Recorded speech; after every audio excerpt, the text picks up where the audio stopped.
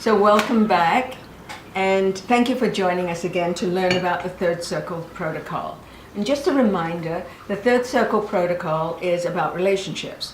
It's the unspoken contract between you and me and that entity between, that contract that we make without even thinking about it. And sometimes, because we don't think about it, we get let down or disappointed, or we expect more than we get, or whatever. The protocol solves all that. So the book is about that. But today we're going to be talking specifically about people in our lives that we think of as the unloved ones.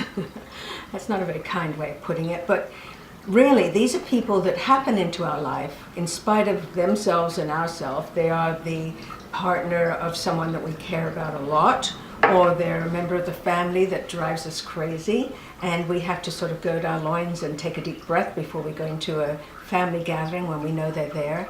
So how do we manage our time, and how do we manage ourselves with these people? What can we do to make it much kinder for both of us?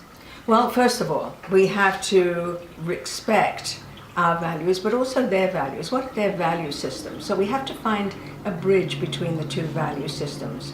And most of the time, you'll find that people think that kindness is important, or compassion. Well, maybe not compassion for everybody, but kindness and respect. People do consider they need respect.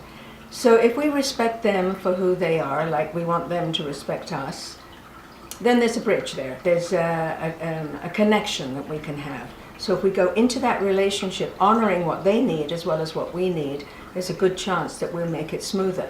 They don't have to know that. But as we change and as we become more open and allow them to be who they are, then be surprised, they'll allow us to be who we are too. So to get into a little more detail, which is not quite as much detail as in the book, but just a little more for you right now, if you think about your own life values and how you might use them to change your attitude and the way you approach this person, this unloved person, and as you change your attitude, you'll change your feeling about them. You'll probably feel kinder.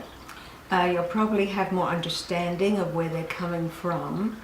And you'll probably have more satisfaction in yourself and how you interact with them. You'll walk away feeling more whole. You won't feel so betrayed, as though you betrayed yourself. And that's a good thing. So if you follow the whole idea of following your values and recognizing how you feel when you make that change, and acknowledging it and becoming it, the whole thing changes. So think about it this way. Uncle Charlie has a need to be recognized, has a need to feel important, he has a need to feel necessary, like he has a footprint on this planet. And so do we all. So if we give him the recognition he needs, not necessarily in the way he wants it, but in the way he needs it, then he'll soften up. And I've seen it happen over and over again. All I'm going to ask you to do is to try it. So stick with your value system, whether they be kindness or thoughtfulness or compassion or respect, and work through your system into the people that are unloved in your life, and you'll find the relationship changes drastically. So let me know how you do, and I look forward to seeing you next time.